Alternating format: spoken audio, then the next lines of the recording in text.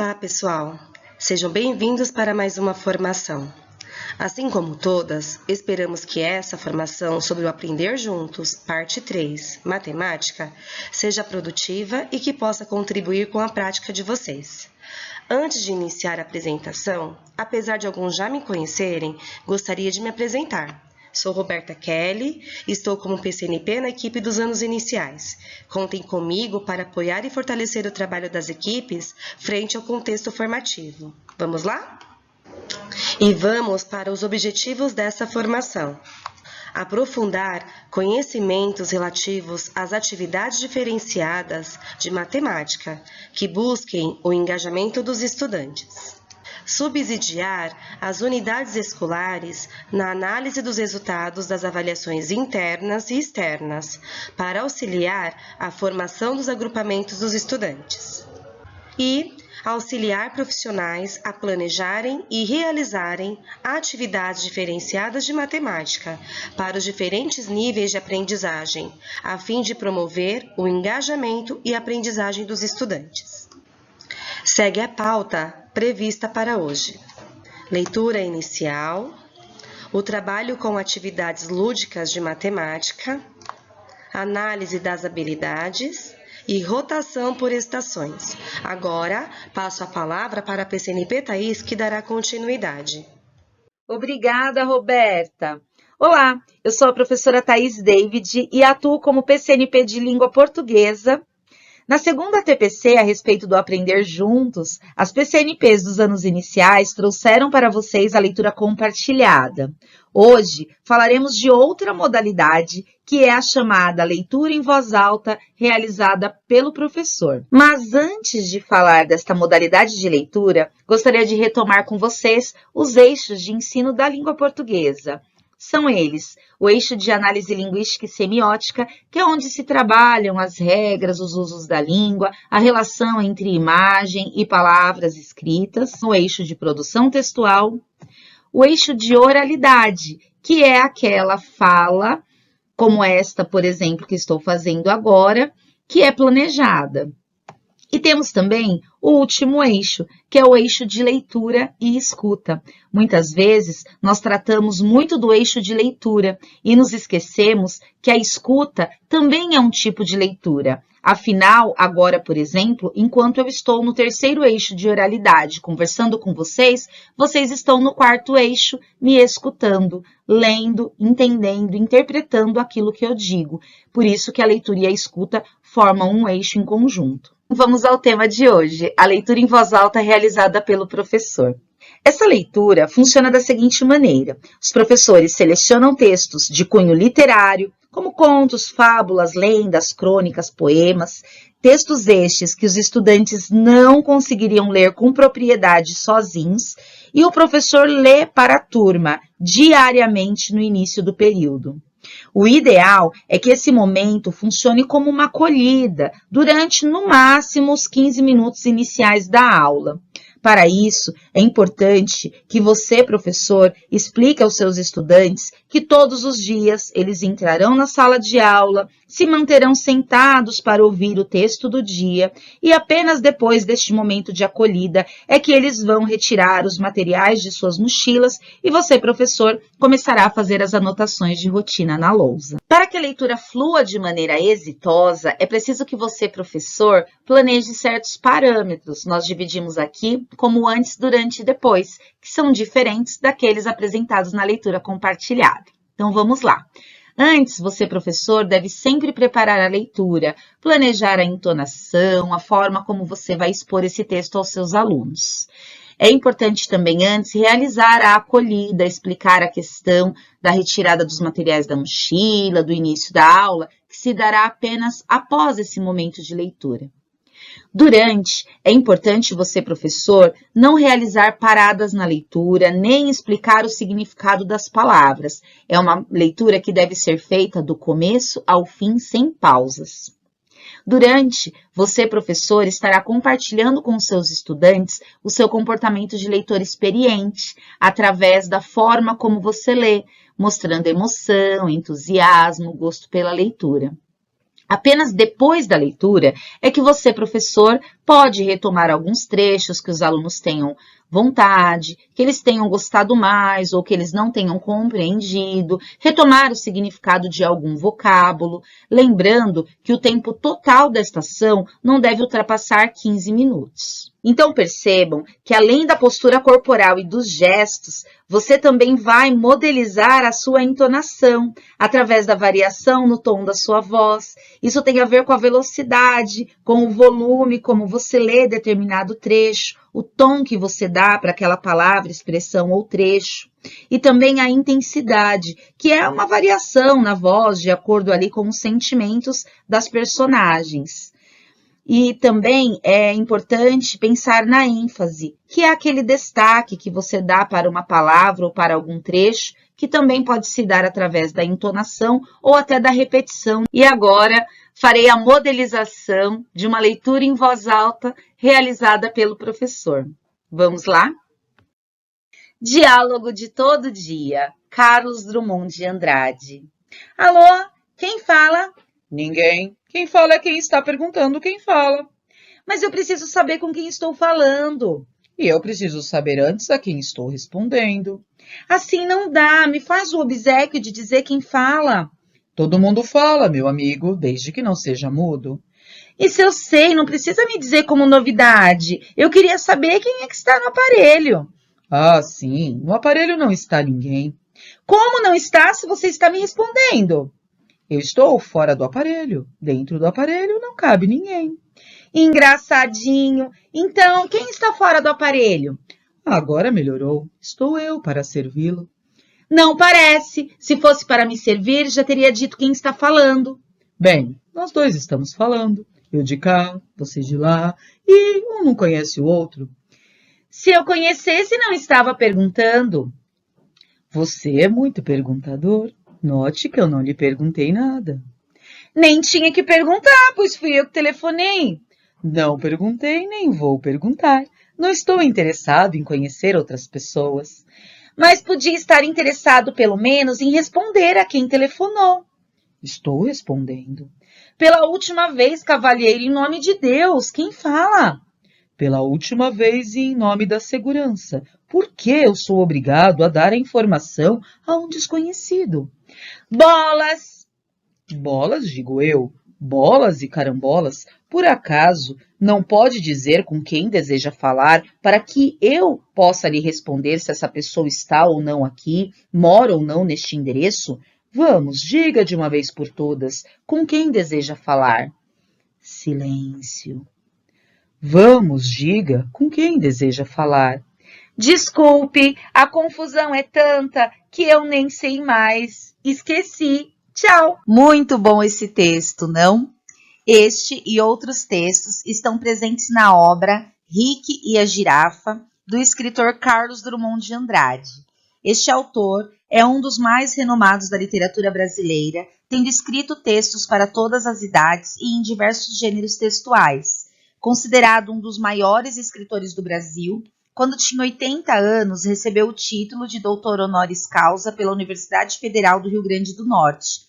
Faleceu em 1987, aos 85 anos, deixando uma extensa obra literária. Em 2002, em homenagem ao centenário de seu nascimento, foi homenageado com uma estátua na praia de Copacabana, no Rio de Janeiro. Agradeço pela atenção. Olá, pessoal! Dando continuidade, vamos trazer alguns aspectos que são essenciais para o envolvimento dos estudantes para aprenderem matemática. É preciso lembrar sempre que todos podem aprender a fazer matemática. O título da nossa conversa hoje são Atividades Lúdicas.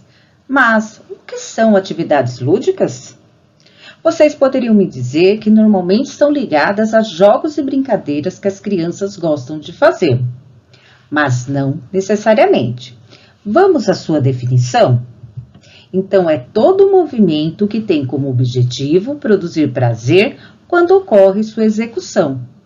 E suas principais características são: existe sempre a presença de motivação para sua realização. Pressupõe desafio e surpresa. Vamos guardar essas 3 palavras. Então, uma atividade lúdica tem que ter motivação, desafio e surpresa. No nosso caso, nós vamos pensar nelas para ensinar matemática. E vamos a mais uma pergunta. Temos 2 reflexões. Primeiro, o que é ensinar matemática? Ensinar é essencialmente ensinar a pensar. E no caso de ensinar matemática, é criar condições favoráveis ao desenvolvimento dos pensamentos numérico, algébrico, geométrico e probabilístico. Vamos agora para nossa segunda pergunta. O que é aprender matemática? Aprender é para um estudante se envolver em uma atividade intelectual, cuja consequência é a disponibilidade de um saber. Então, aprender matemática é se envolver em atividades que exigem observar, analisar, estabelecer relações, perceber regularidades, buscar explicações, fazer suposições, criar soluções e inventar estratégias próprias que envolvam noções, conceitos e métodos matemáticos. Deste modo, ao trabalhar com matemática, você, professor, precisa ter consciência que de sua parte precisa olhar para suas propostas, analisando o desenvolvimento do pensamento numérico, pensamento geométrico, pensamento algébrico e do pensamento probabilístico. Do ponto de vista do estudante, estar atento ao seu processo de observação, de análise, se ele está estabelecendo relações entre os conhecimentos que estão em jogo por meio de suas percepções de regularidade, se ele procura explicações para as ocorrências, se faz suposições antecipando algumas situações e se cria suas próprias estratégias. Deste modo, esses 3 elementos devem estar presentes no seu pensamento e no olhar de professor ao propor suas aulas. Não pretendemos aqui apresentar uma série de jogos envolvendo matemática. Eles são vários diferentes suportes que acredito que vocês conheçam, tanto de manipulação como os digitais. O que nos preocupa é a utilização desses recursos para além do fato das crianças amarem. Precisamos saber sobre sua intencionalidade pedagógica. É preciso pensarmos na potencialização dessas atividades, principalmente analisando do ponto de vista da integração entre as unidades temáticas do componente, também com outras áreas e ainda tendo em vista o desenvolvimento das competências socioemocionais. Lembrando ainda que são as perguntas instigantes que você fará, professor, e que darão o tom dessas atividades. Então, para pensarmos sobre essa potencialização, vamos pensar um pouco sobre esses 3 elementos. Vou fazer algumas propostas a vocês para que possam refletir sobre isso. Vamos lá? Quais as perguntas podem ser feitas para as pessoas de modo que a resposta seja com números? Isso mesmo, podemos falar da idade, do número de sapato, da casa, da roupa, entre outros. Se a pergunta for, qual a sua idade? Estamos adentrando nas medidas e essa pergunta pode ser acrescentada. Você sabe me dizer sua idade em anos, dias e meses? Você pode até demorar um pouco, mas vai conseguir me responder. Daí, podemos partir para o estudo das medidas de tempo e variar a problematização, usando o dobro, o triplo, metade, o terço. E falando em medidas de tempo, vamos relembrar sobre a nossa formação de sondagem de números. Trouxemos a importância do ambiente de aprendizagem matemática. E uma das nossas sugestões foi o calendário. Mas temos que observar se esse trabalho não está sendo fragmentado, com um calendário trabalhado mês a mês. Precisamos ter um calendário completo. A criança não irá entender, por exemplo, porque o dia 1º inicia na sexta-feira, porque temos quadradinhos em branco, por que o mês de maio é representado pelo número 5? Como irei problematizar se não tiver o calendário anual? Vamos para a nossa segunda pergunta. Quais números falam de você? Isso mesmo, o RG, o CPF, o número da conta de banco, entre outros. Aqui, a possibilidade tanto de estudar as diferentes representações numéricas, como os números, tomando como códigos. Vamos para mais uma pergunta. Como fazem para determinar o vencedor de um jogo? E como são classificados os jogadores? Aqui podemos problematizar sobre o campo aditivo, sobre o campo multiplicativo, aspectos do pensamento algébrico. Se está no final de um jogo, como saber quando precisa para ganhar? Se o jogo é de dados, é possível obter o resultado esperado com apenas mais uma jogada? E se for com 2 dados? O que não podemos perder de vista é o quanto estamos propondo que as crianças ou jovens pensem sobre o que estão fazendo. Como fazem isso mesmo? Mesmo em situações simples, podem se tornar instigantes. Como você costuma mostrar o número 3 usando os dedos da mão? Será que seria assim? Todos mostraram do mesmo jeito? Teriam outros modos de fazer isto? Mostre alguns. E se eu falar para vocês que existem 10 modos diferentes? Será que conseguiríamos achar todos?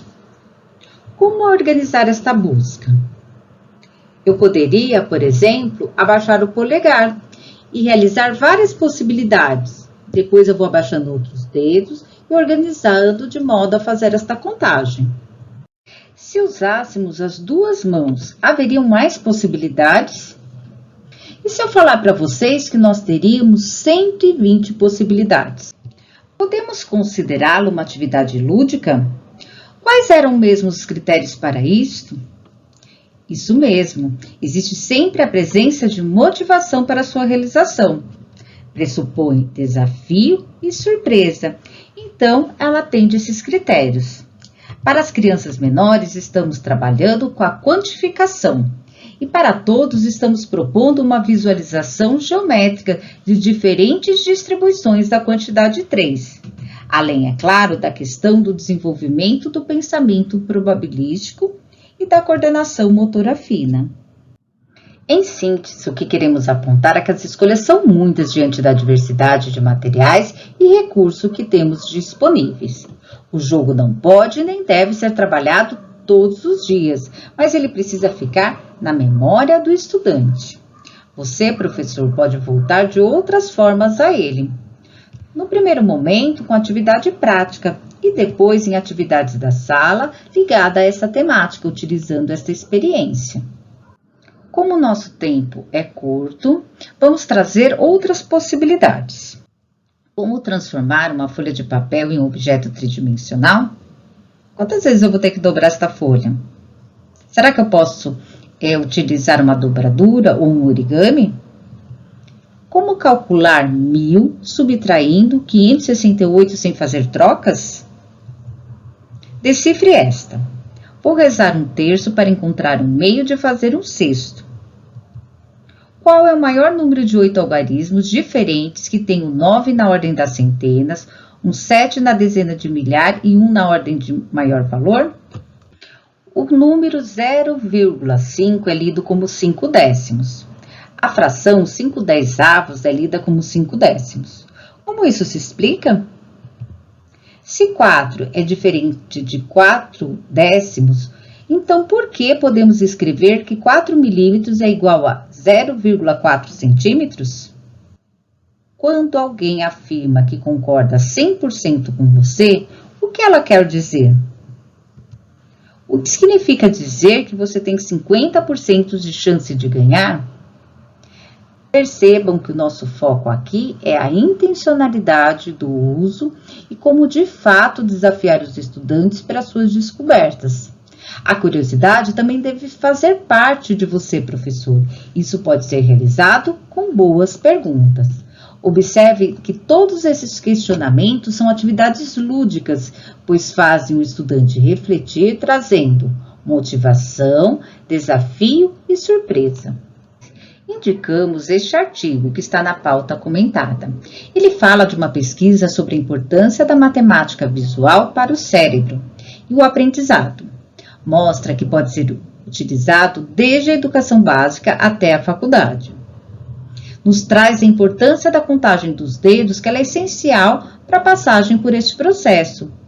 Quando eu falo para o estudante não contar nos dedos, eu estou interrompendo a sua evolução matemática. Lembrando que ele não vai contar assim para sempre, mas é algo importante e valioso. Inclusive, talvez essa habilidade explique por que os pianistas e outros músicos em geral demonstram uma ótima compreensão da matemática. Também explora o desenho como um recurso importante desse processo. O desenho de como pensamos, ele pode ser útil a qualquer nível, inclusive aos matemáticos, para a formulação de ideias e o desenvolvimento de compreensões. É bem interessante e traz sugestões de atividades. Na nossa primeira formação do Aprender Juntos, falamos um pouco sobre análise da habilidade. Agora vamos ampliar um pouco este olhar. Como professores, sempre precisamos estar estudando para ampliarmos nossos conhecimentos. Não sei se vocês conhecem o Matema, que é um grupo educacional voltado para a matemática, que tem como diretoras a Cátia Stocco e a Maria Inês Diniz. Inclusive, elas escreveram este livro de matemática, Ler, Escrever e Resolver Problemas, habilidades básicas para aprender matemática, que utilizamos em muitas de nossas formações e fica como dica de leitura. Agora iremos assistir a um vídeo em que a Maria Inês Diniz explica as principais mudanças que a BNCC traz para o componente de matemática para ampliarmos o nosso olhar.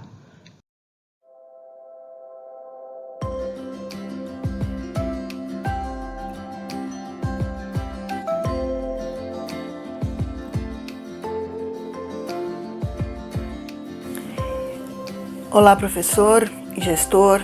Eu estou aqui para falar um pouquinho com vocês sobre a Base Nacional Comum Curricular no componente matemática. À primeira vista, pode parecer que a base não traz grandes mudanças no componente matemática, a não ser a mudança da terminologia, porque os antigos eixos passam a se chamar unidades temáticas, os conteúdos, objetos de conhecimento e os objetivos, habilidades. Mas a base muda bastante em termos de enfoque do que deve ser priorizado em matemática. Enquanto os discursos anteriores, os currículos anteriores, estavam pautados pela formação para o mundo do trabalho, a base enfatiza bastante o desenvolvimento de competências.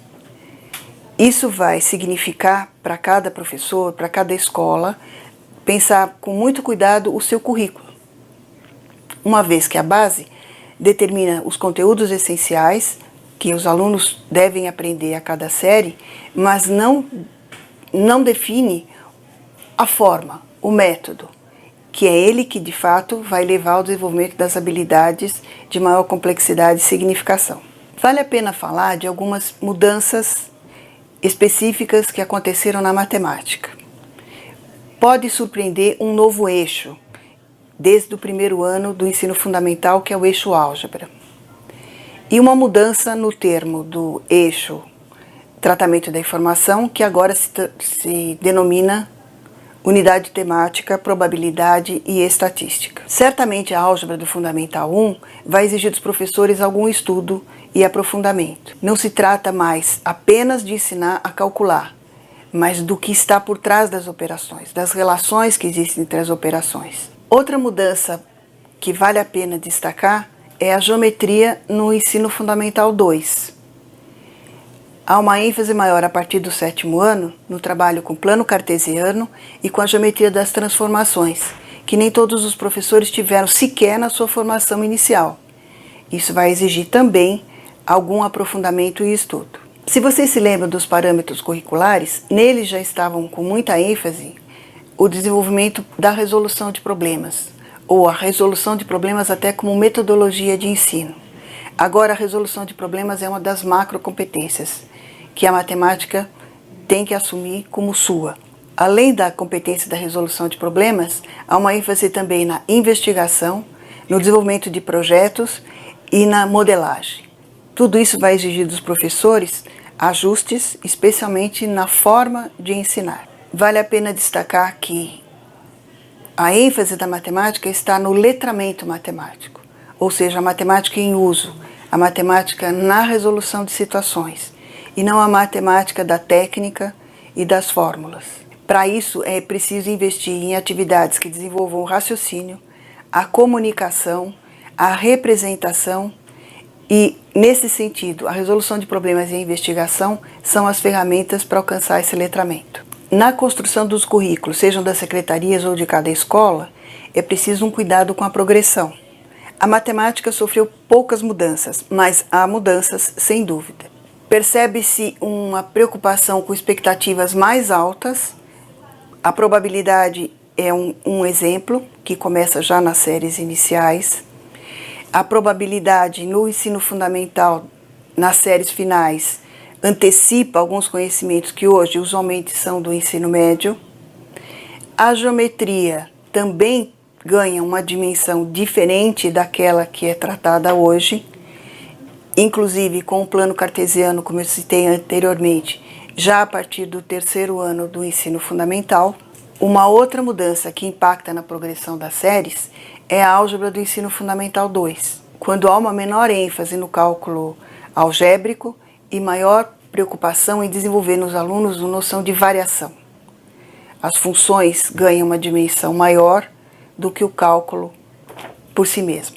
Espero que essa breve conversa possa ajudá-lo a pensar em suas aulas no próximo ano e na elaboração dos currículos para quem for responsável por eles. Até breve. Uma das questões que podemos pensar com esse vídeo é quando a Maria Ignez fala que a matemática era voltada para o mundo do trabalho. Porém, hoje, essa matemática precisa ser voltada para o desenvolvimento integral do estudante, através de competências e habilidades, pois não sabemos qual será este mundo daqui a alguns anos e quais serão as profissões do futuro.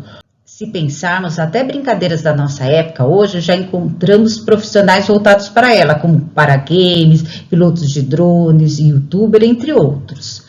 Havia profissões que existiam, como datilógrafo, telefonista, e que hoje não existem mais. Várias profissões foram criadas, imagine quando nossos estudantes crescerem, elas mudarão ainda mais. Com a BNCC, isso mudou. Precisamos preparar cidadãos instruídos e que consigam aplicar esse conhecimento na prática. Outro ponto a se destacar é que a matemática mudou. Por isso é fundamental nos atualizarmos constantemente. Precisamos trazer tudo o que aprendemos com o ensino remoto, com a utilização deste conhecimento e ampliarmos ainda mais. O que quero dizer é que não dá para voltarmos para a sala de aula sendo os mesmos professores que éramos antes da pandemia, pois hoje o mundo mudou e a educação também. Precisamos planejar por habilidades, fazendo os estudantes entendê-las e sendo protagonistas nas aulas através das metodologias ativas que permite que ele entenda a aplicabilidade dos conteúdos abordados e o papel do professor nesse processo é ser o mediador. E para isso, não dá mais para trabalharmos na sala de aula com uma carteira atrás da outra. Temos que sair dessa concepção tradicional e explorarmos outras possibilidades. Para podermos nos apropriarmos da BNCC e do currículo paulista, precisamos primeiramente estudar o manual do professor, pois nele encontraremos as habilidades, o levantamento dos conhecimentos prévios, o desenvolvimento de intervenções com até boas perguntas, a metodologia, o material que iremos precisar, inclusive sugestões de atividades do currículo em ação. É fundamental que você, professor, se aproprie desses conhecimentos. Não dá mais para utilizarmos somente o livro do estudante, pois senão estaremos dando atividade pela atividade, ou seja, utilizando o livro do estudante como cartilha. O que não podemos ter nas escolas são folhinhas soltas da internet, pois elas não estão ligadas às habilidades. Não possui uma sequência ou um projeto por trás, pois, como sabemos, uma habilidade não é desenvolvida apenas com uma ação, mas sim através de uma sequência de atividades, sendo necessário pensar nas ações dos estudantes, de você, professor, para mediar essas situações. Nas aulas do Aprender Juntos, precisamos utilizar o material do Aprender Sempre, o currículo em ação, o PNLD, as aulas dos centros de mídia. projetos e sequências de aprendizagem do núcleo pedagógico e atividades lúdicas com intencionalidade pedagógica, ou seja, também precisam estar ligadas a uma habilidade. Ficou muito claro com a fala da Maria Inês sobre as mudanças na área de matemática com a BNCC, que também pauta o nosso currículo paulista. Sempre precisamos ter em mente essas unidades temáticas antes de analisar as habilidades, senão ficaremos como Alice no País das Maravilhas, pois quem não sabe para onde vai, qualquer caminho serve. O que precisa ficar claro é que ao analisar as habilidades para o trabalho nas oficinas do Aprender Juntos, precisamos ter foco e muita intencionalidade pedagógica para colhermos bons resultados. Não podemos priorizar todas ao mesmo tempo, apesar de sabermos que elas perpassam umas pelas outras.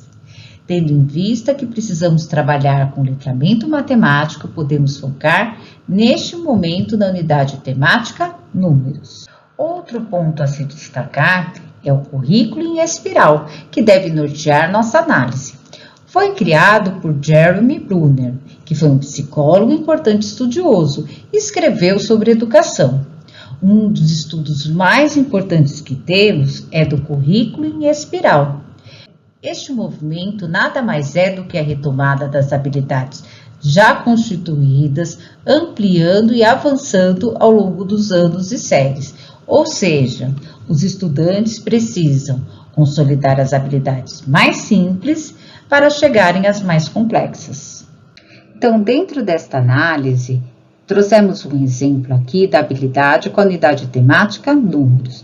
No primeiro ano, temos aqui a habilidade Ensino Fundamental, primeiro ano de Matemática, habilidade 8, resolver e elaborar problemas de adição e de subtração, envolvendo números de até 2 algarismos, com significados de juntar, acrescentar, separar, retirar, com suporte de imagens ou material manipulável, utilizando estratégias e formas de registro pessoal.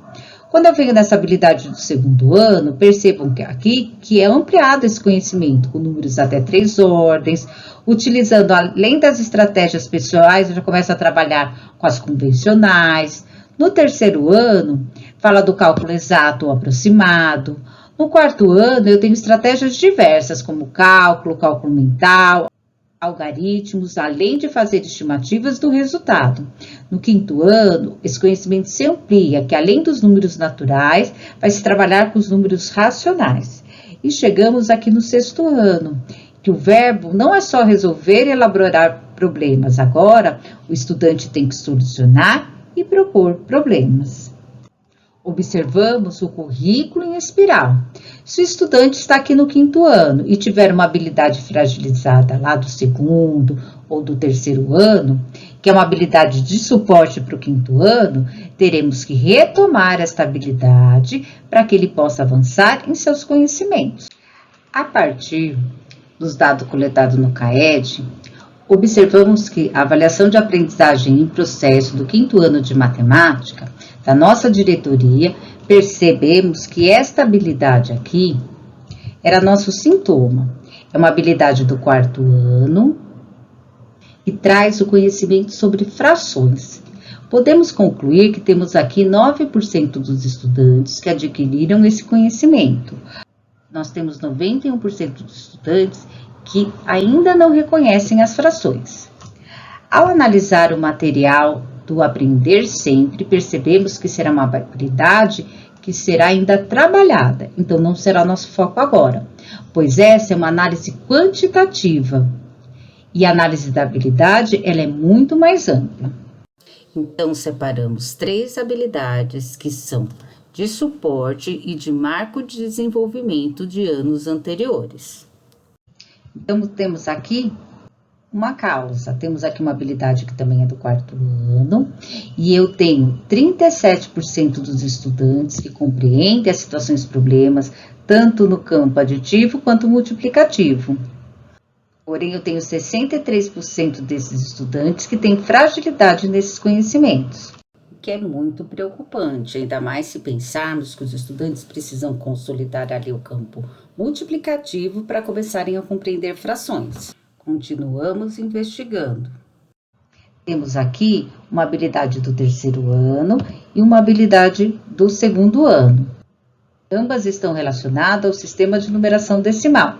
Aqui temos a composição e a decomposição de números até 4 ordens. Os estudantes ainda não compreenderam também o valor posicional e a função do zero. Percebam que esses conhecimentos são 3 causas que antecedem os conhecimentos de frações e que precisam ser trabalhados. Então, não basta analisar as habilidades com percentual menor, mas precisamos fazer uma análise se elas são de suporte e de marco de desenvolvimento de anos anteriores. Porque na hora dessa análise, temos que ver não só o sintoma, mas como já falamos anteriormente, temos que focar na causa para que não corra o equívoco de dar o remédio errado. Antigamente, a avaliação de aprendizagem e processo e a diagnóstica era trabalhada através de conteúdos e, consequentemente, tudo que tinha na avaliação era referente ao material do ler e escrever ou do EMAI do bimestre. Porém, isso mudou. O desenho do teste da avaliação agora inclui hoje a organização do caderno de testes por blocos de itens de características diferentes. Então, temos 3 blocos. O bloco de itens de habilidades essenciais, que são aquelas habilidades essenciais do bimestre. O bloco de itens de habilidades fundamentais, que são de marco de desenvolvimento e de suporte de anos anteriores. E, por fim, o bloco de itens de habilidades complementares, que são habilidades do currículo. Esses 3 itens nos darão um retrato da sala de aula, que permite a tomada de decisões para qualificar o que você, professor, possa observar, o que precisa trabalhar a curto, a médio e a longo prazo. Se as dificuldades apresentadas pelos estudantes estão relacionadas a marcos de desenvolvimentos anteriores, é sinal que precisamos retomar para que os estudantes possam avançar. Levando em consideração a unidade temática números, podemos encontrar no marco de desenvolvimento. No primeiro marco, ele refere-se ao primeiro, segundos e terceiros anos.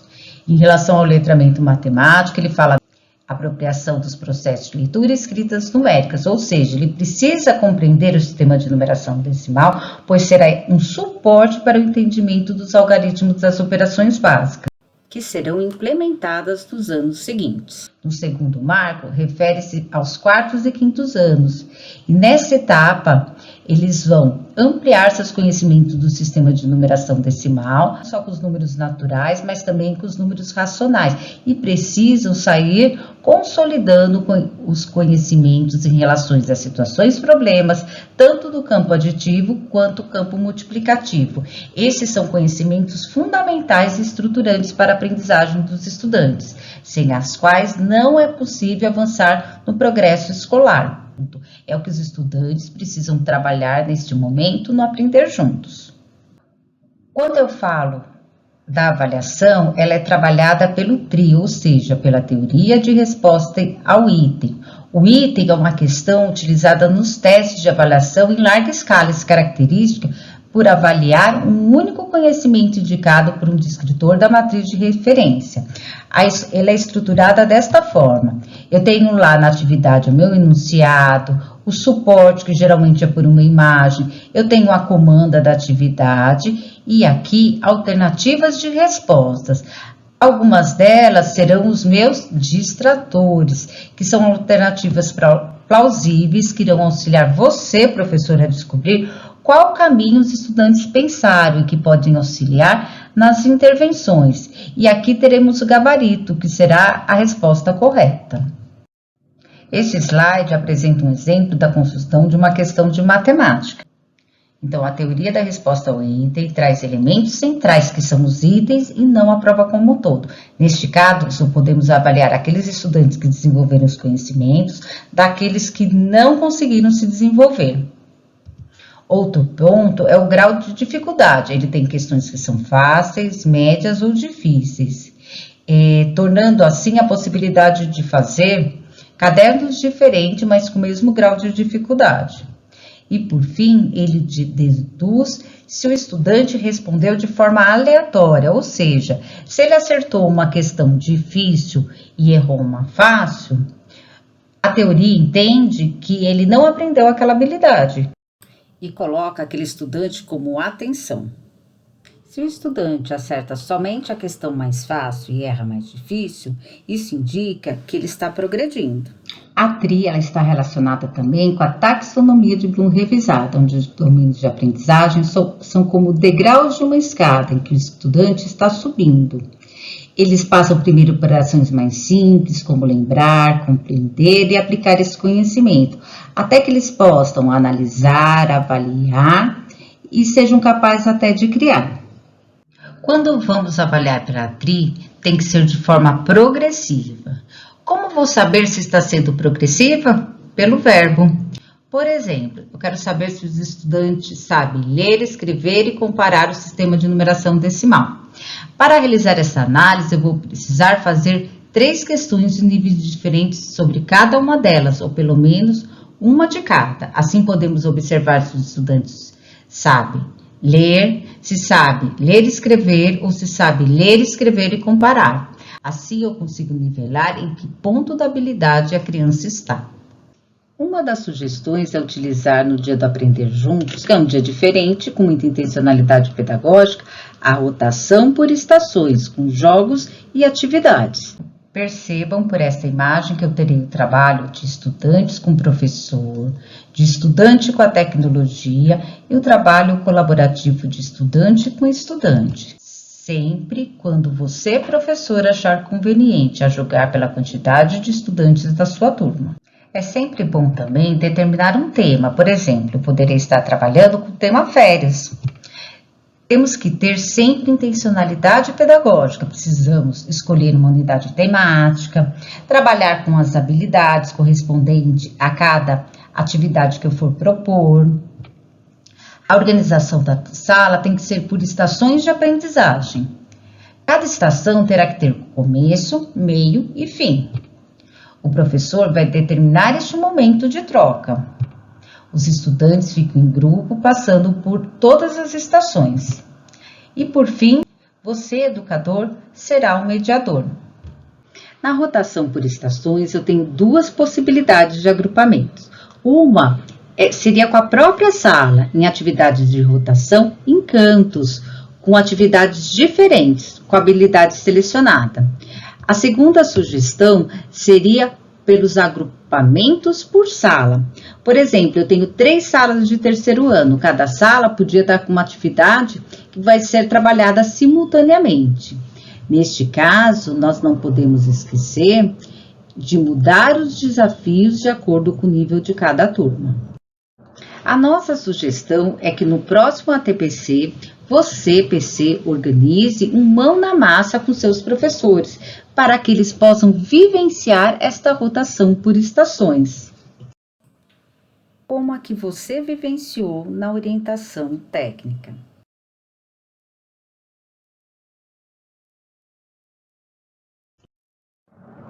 Aqui vamos deixar algumas reflexões para que vocês possam realizarem com seus pares.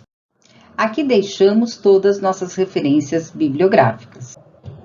Não deixem de avaliar esta formação, pois ela nos auxiliará a qualificar as próximas e compreender a abrangência das mesmas frente às equipes escolares. Nós, da equipe pedagógica dos anos iniciais da Diretoria de Ensino da região de Mauá, agradecemos a atenção e participação de todos. Até a próxima!